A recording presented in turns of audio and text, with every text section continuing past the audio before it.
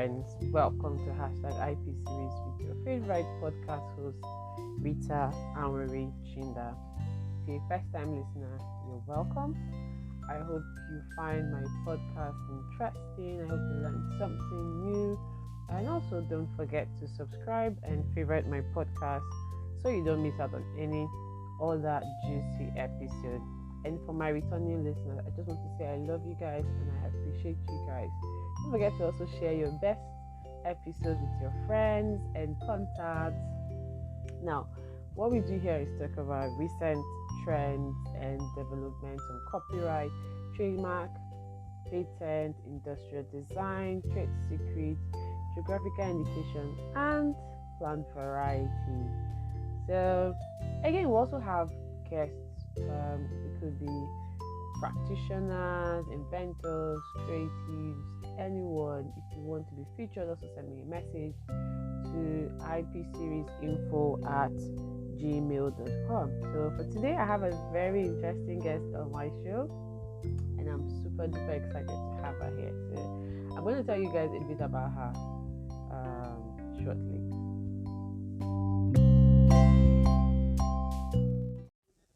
So my next guest is the founder of Legallyplugged NG. I've known her for a couple of years now. I say about 4 years, I think. But we met virtually until 2019, pre-COVID. Then we met physically at an event. So she's a film and intellectual property lawyer, so she focuses more on the intellectual property aspect of the film industry. And while I was trying to figure out who my guest for the Christmas edition would be, I had reached out to her and she graciously agreed to be on today's episode. So Funke, I'm gonna let you explain and tell my guests about you. Tell them who you are, what you do. But I'm super excited to have this conversation with Funke, and trust me, guys, you guys are going to love every bit of the record when you listen to it.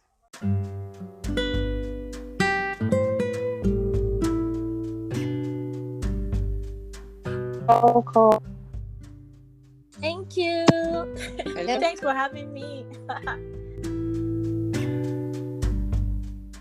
Funke, please tell us who you are, what you do. Who's Funke? Let's meet Funke. Okay. Hi, everyone. My name is Onajite, Funke, Odiete, and I am a lawyer. I work with Trino-Motion, and I'm to be here today. Thank you for giving me the opportunity. It's a pleasure having you, Funke. So, Funke, tell us how you got into the film industry. How did it all begin? Where did it start? I was a part of theoretical stage plays in Elevation Church. Well, I'm still a part of stage plays in Elevation Church. I met a lot of people. I've met a lot of people in the creative industry approach me to draft agreements for them or offer advice one way or the other. So I had to read a lot of materials.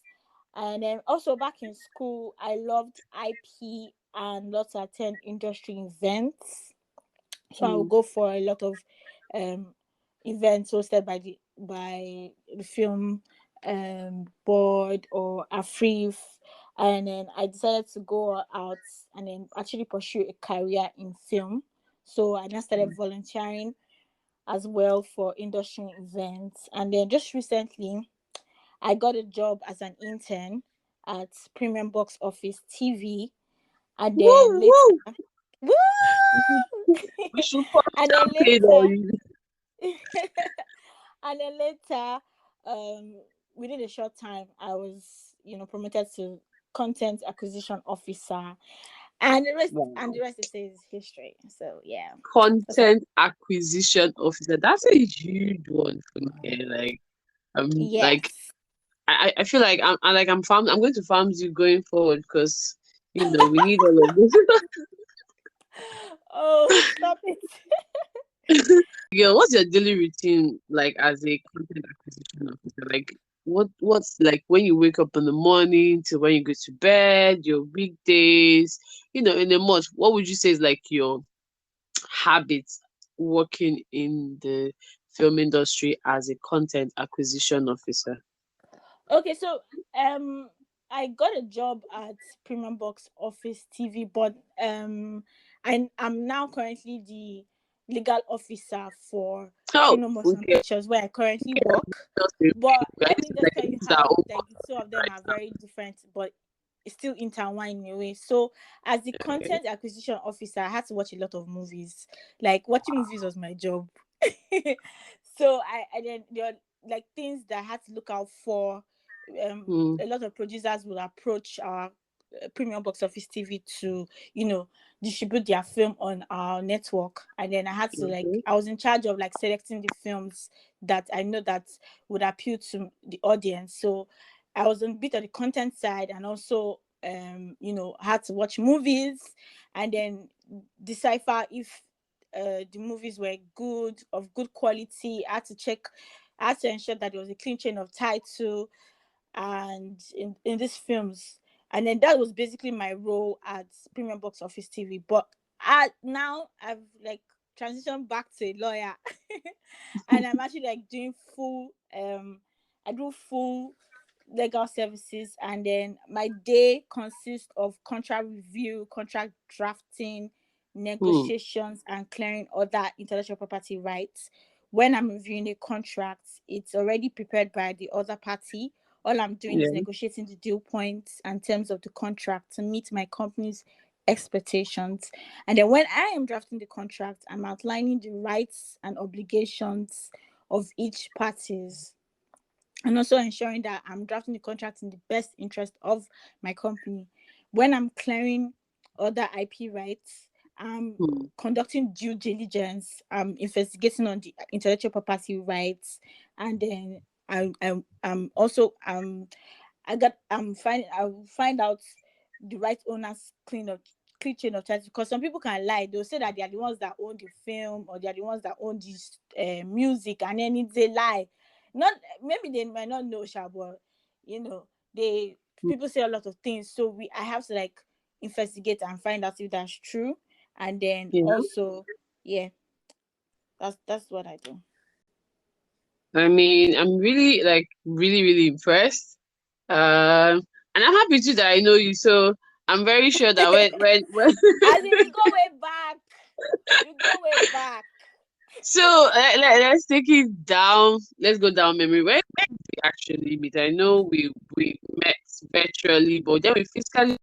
How did we meet No, again? we I think we were in the same class, IP class that was hosted by Legal Niger. Um yes, so that's where we met first, then we just continued that relationship, and then we've had like a lot of business partnerships and opportunities together, and then That's you know true. So you are Funke is my also a boss. part of my team at the Intellectual Yes, Property Society of Nigeria. And see, yes. she has been hiding herself. Now that I know how big you are, I'm going to give you more tasks so that you just keep pushing those and clearing all the titles for us so we don't mess up. But Yes. then, what do Okay. you think are the prevailing issues in the industry? So, other than the contracts, is it like a standard, an industry standard when it comes to the film industry as relates to intellectual property? Is there an IP knowledge to start with? Are they willing to consider the IP as well? So, I'll just give like a background of my question. So I know when so I don't I watch movies but not as often as you watch movies. But I know when I notification came out that they're bringing back old movies like Neka the Pretty Serpent, Mm-hmm. Living in Aki Bondage, and and then Popo. yes. Yeah. So you see, and then you're thinking big, like, okay, this is going to be a franchise. And these people thinking in terms of merchandising, IP Mm-hmm. protection, like all those things. And I know when the Living in Bondage movie came out, or when it was about to be premiere that had asked a question on Instagram if they were considering merchandising, and I got a yes. But when the movie was released, I didn't see anything. So I don't know if you follow this guy, Imo Imure. He calls everyone cousins on Yes, Twitter. I follow Imari. He's actually the director. Yeah. Yeah. And So then he was one of yeah. the few people that I saw that that was considering merchandising. And now we have Kenny Adetiba for the King of Boys. So it seems like it's something that it's an interest that is growing, but then it feels like they're not really. So it's like, why do I have to consider the IP aspect of this? So other than like I said, other than the contracts, what are the IP issues or elements of the film industry that you think those in the Nigerian sector need to take into consideration going forward? Okay, so one of the problem that I see in the film industry is the lack of IP education. Yeah. Sometimes individuals don't even know what they are infringing when they are infringing on other people's works, or when they have like a very innovative idea and they are inspired by an existing work and they want to capitalize on it without giving it much thought. So they don't there's no much IP awareness, and like you said, there's extent to which they can actually commercialize their IP. So because they don't understand how film industry is heavy on IP, that is most of the Yeah. assets. If you check in with the financial statements, it's IP is one of their major assets, and they don't really, or I don't think they really, I don't think most creatives, like I always say, you're not always interested in, reading Intellectual or, property. attending these webinars and etc etc Yeah. etc. So Yeah. they always run away from, they always run away from contracts and and then avoid getting a deal signed. As to Yeah. merchandising, they have this, sometimes they always have this idea, but they don't understand how they It's can, done. yes, they don't understand how it's done.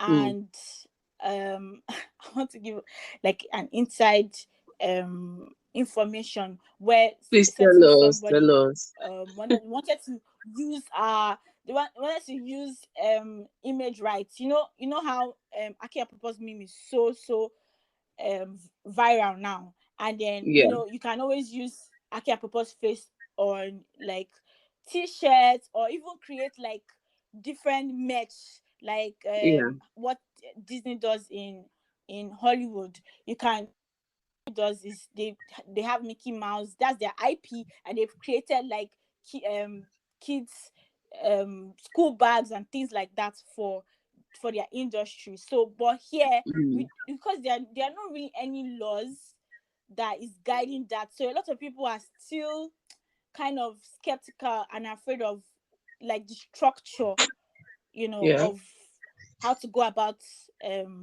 creating like a wide range of merch for their Mm. film and for their IP. Yeah. So that's one of the great issues. I agree with you. So I remember one time, 2014 December, when Frozen came out, and I saw this Olaf Yes.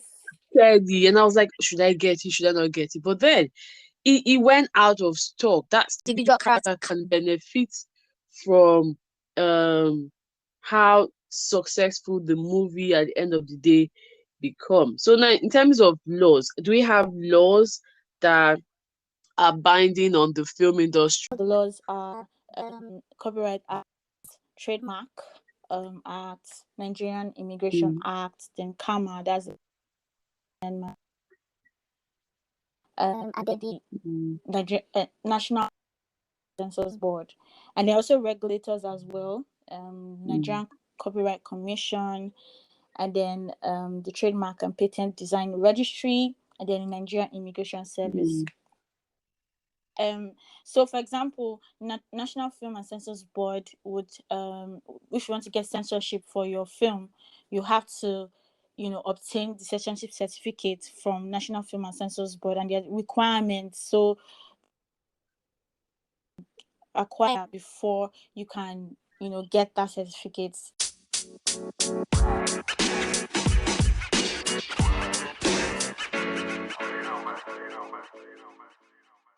of I think 16 and 21, and then also there are certain for example, if you want to bring in actors from other countries, you need to get them work permits at the Nigerian Immigration Service. Then if you also, like what we talked about, you know commercializing your IP. So one of the ways you can actually do that is by registering your trademarks. Just register your trademarks. In a few years down the line, I'm very sure that Nigeria would embrace like merchandising, and then you have leverage that you can trademark your. For example, you can trademark your fictional characters. You can trademark your titles, and then very specific words that are or specific slogans that are unique to your work. So those are the laws actually guiding Nigerian film industry. Sound recording to the image, so that's the poster, to the trailers, to costume. So I don't know if you followed the oh god, what's this movie now? Trying to remember. So so it's about, I think, it keeps coming to mind, but they had an issue with their costumer, and the costumer, it seems Coming to America. No, not the Coming to America. It's a foreign movie, basically. It keeps coming to my mind. So the lady was like a fashion designer and worked under someone, and Cruella, yeah, that's the movie. So they had Cruella, yeah. So they had an issue with their costumer. Do you see any of those things within the film industry where, because you have different people that make up the film. So you have the costumer, the director, the makeup artist, the scriptwriter, every other persons are like involved in collaborating on the work. Yeah. How do we deal with these issues in Nigeria? And we know that we're not so big. So the story is the film industry are not big on signing. So it's more like everyone keeps doing everybody a favor. I won't pay you, but when I have my own stuff, so you're going to do for me XYZ. What can we do to change that narrative or perception? I mean, things that we consider to be very trivial are not trivial in the, I don't say developed country, but in the other film industry like Nollywood. Nollywood is like the big, Hollywood rather is like the biggest film industry. Yes, I'm always confused sometimes with Hollywood and Nollywood. Don't worry. It happens to the best of us.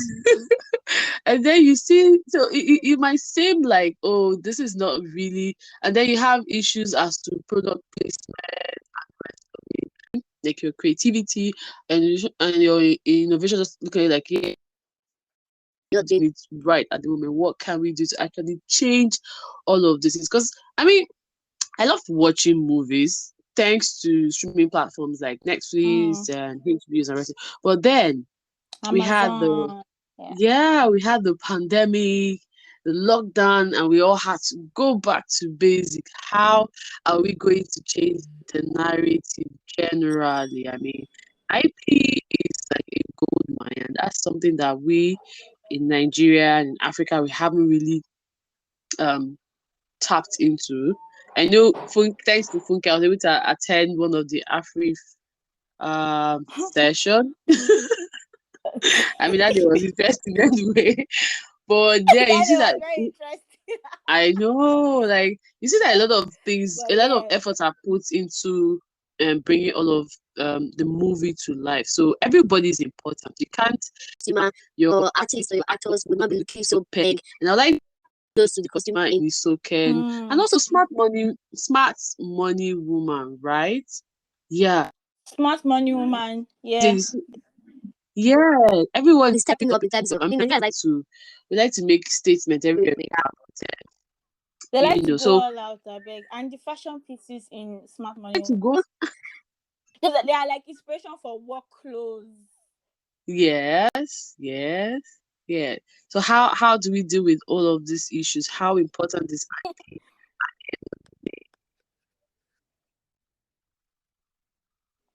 Okay, so in terms of protecting IP,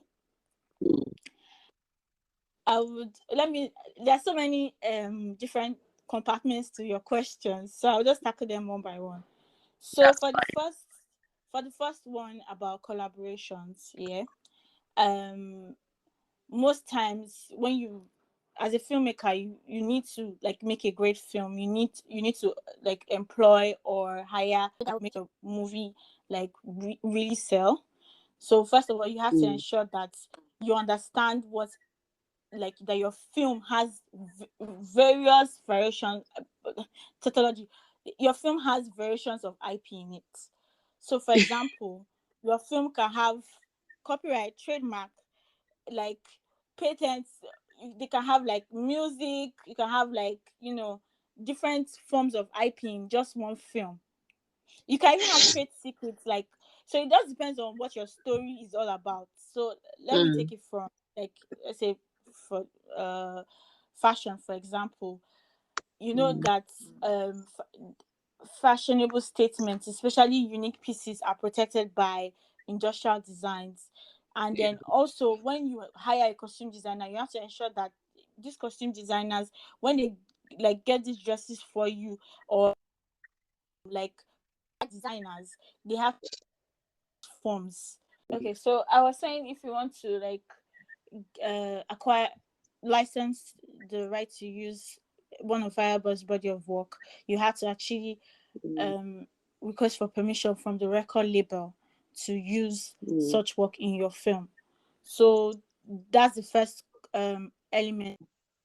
I was where I was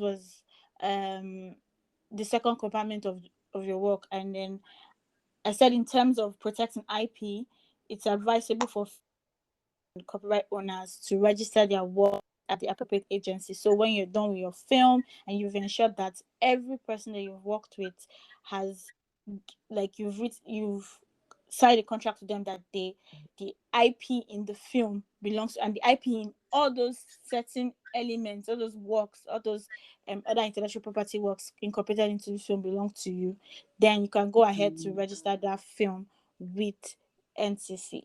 And then also take it a step further and register your trademark elements in the film with trademark registry as well. Interesting. That's like a lot to And then do. I was, But yeah. then, briefly, what are your thoughts on the what are your thoughts on the real design um issue? And I have my own views on or about the case. But what are your own views with regards My to, own do you thought think was exactly. so the real case, the real design case, that's the famous Ebuka Oh, viral, yeah. yeah, that was alleged said to be allegedly used in the Coming to America That's film. And then tell Ugomoye. us your, Right? yeah, Ugomoye. yeah, and Uh, then tell us your favorite movie at the moment and why. okay, so my thoughts regarding that, um, and I've actually listened to your podcast on this, so I'm going to steal some of your words. It is for educational purpose, so it's allowed. Yes, that's fair use, by the way. Anyway, so my thoughts on the whole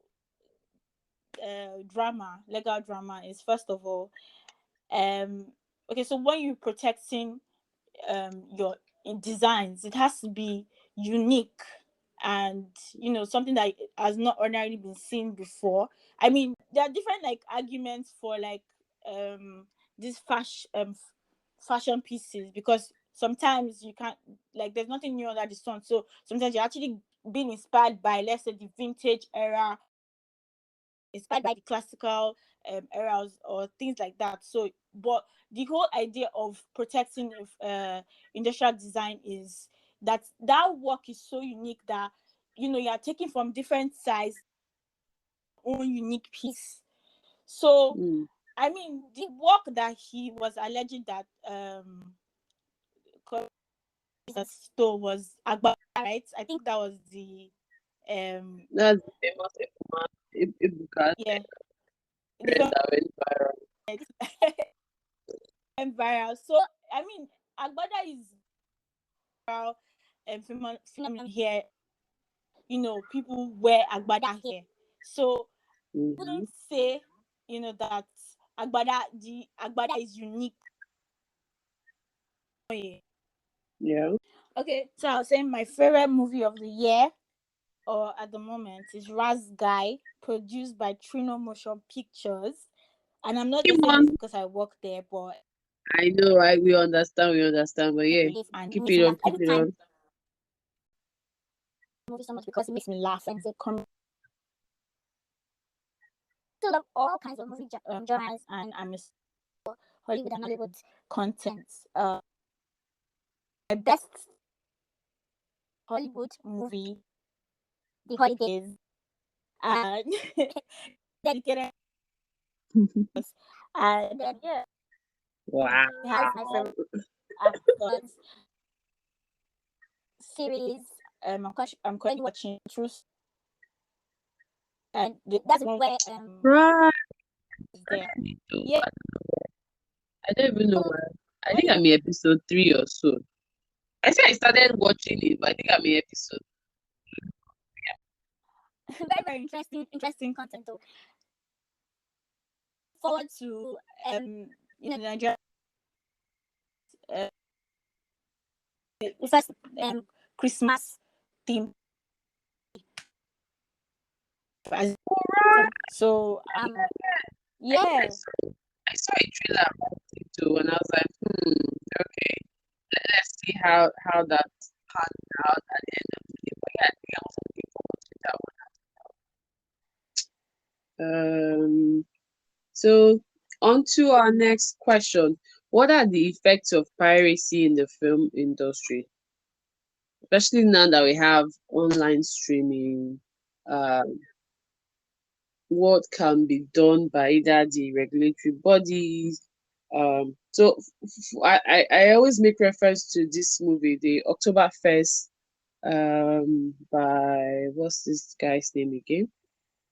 I can't remember his name, but in less than 24 hours, his movie was mass produced and being sold by road sellers, by basically anyone that could access or have access to a CD. So, what can we do to prevent or curb piracy?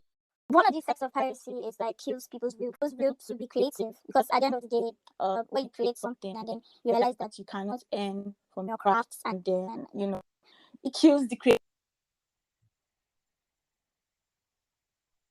And then right now, sometimes if you notice there are some begging for money, or there's some film producers for money. Why? Because they didn't really create that. So by creating and making illegal downloads, or in mass production, you are actually killing a creative. So Yeah. one of the ways that we can curb piracy is in IP programs, masterclass. I recently, in the section on business law, organized a master property in fast consuming goods. I know IPS. I'm so proud to be a member of IPS. Okay. So all hands needs to be on deck at the end of the day. So best practices. What are the best practices you've seen or been done or carried out in the film industry in Nigeria, and then talk about the international best standard and practices as well. In terms of intellectual property, I always advise for filmmakers before to register their governmental agency. When even though it's automatic, like the copyright upon creation, but when you have a script and then there are different writers, maybe if you have writers, how claim ownership to this particular script. So you have to make sure you get like them to have said before, and then also vest the ownership and copyright. If someone is really concerned about other creators stealing their works, it's best to just register that appropriate. One practice that I often see in the film industry, especially for a lot of people want to be a part of. Sometimes they send unsolicited scripts, unsolicited story ideas. And then it's just best to ensure that you sign locking down with an NDA, and so make a script release form.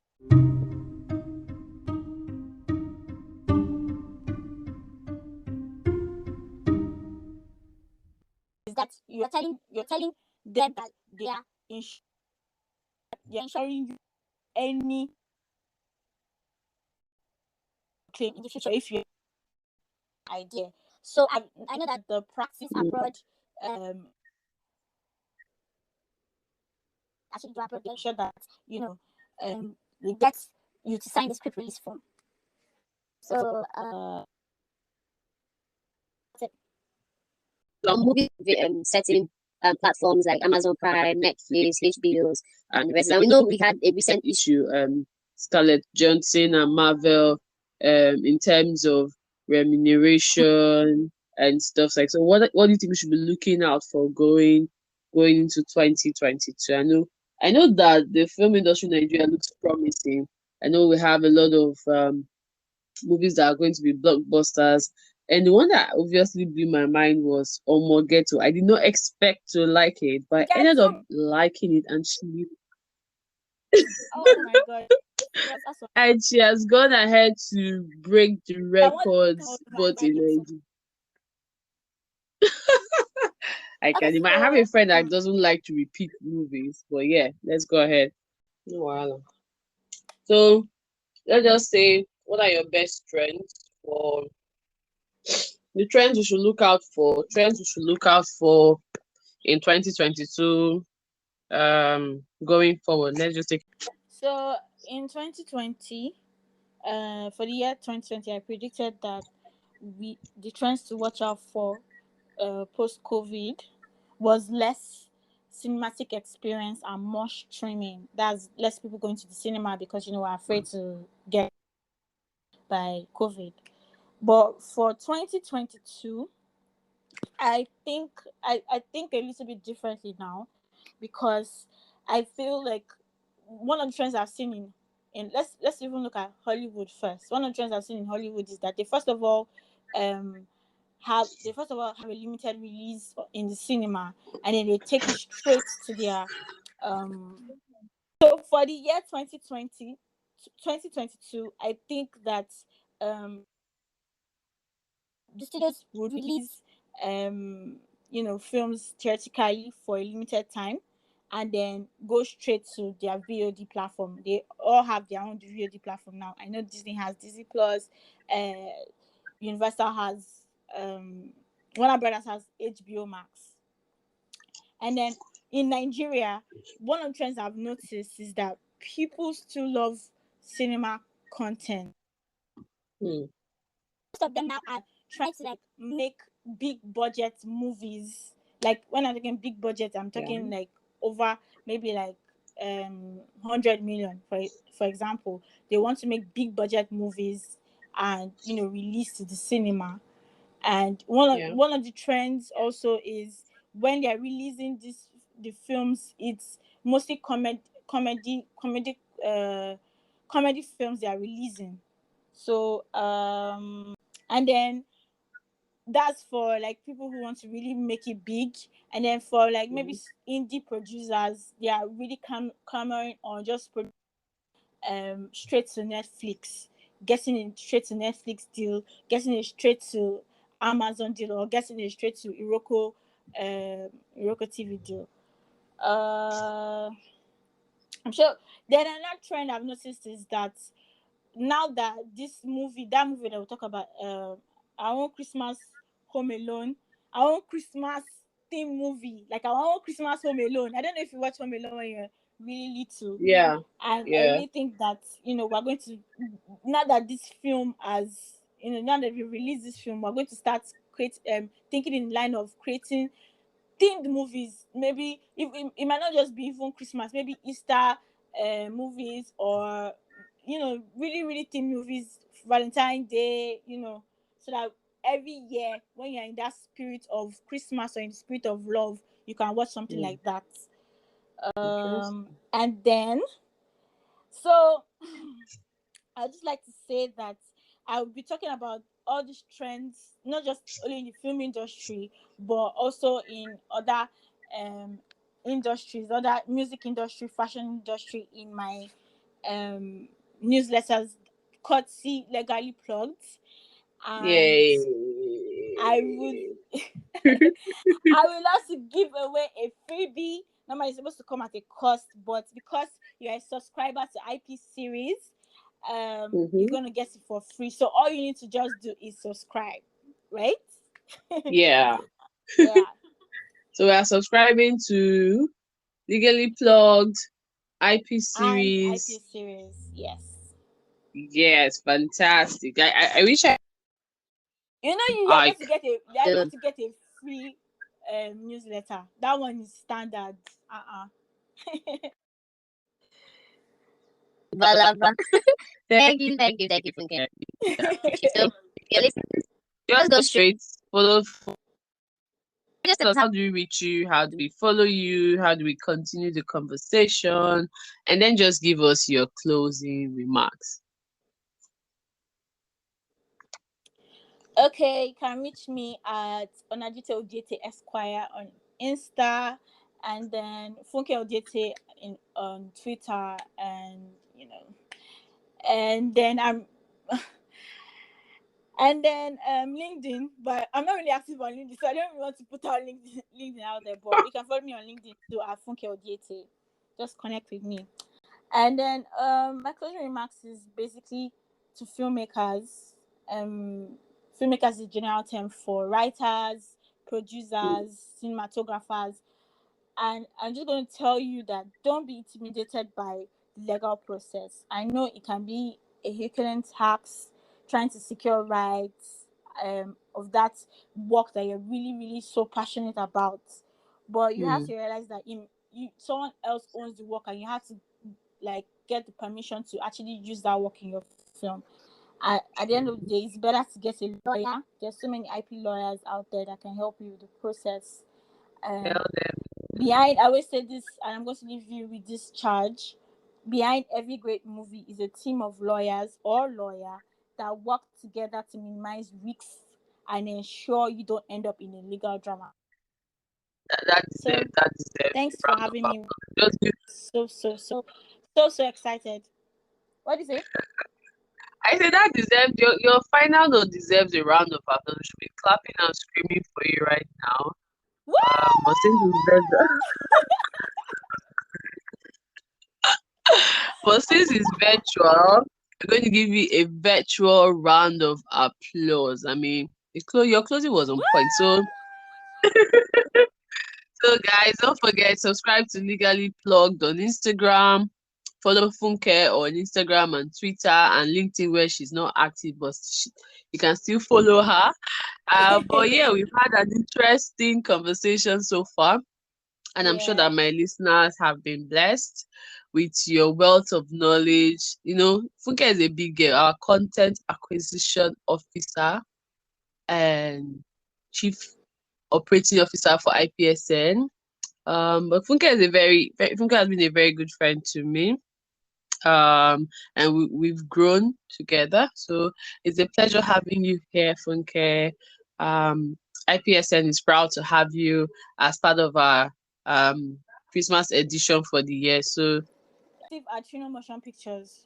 yes, legal executive at Trino-Motion Pictures. See, Funke is doing things on a bigger scale. Hope to see more of you. Hope to, Thank do you. more collaboration in future. Happy holidays and thank Merry you so much. Christmas and a Happy New Year, everyone. Bye. Bye. Merry Christmas. Bye bye. Bye.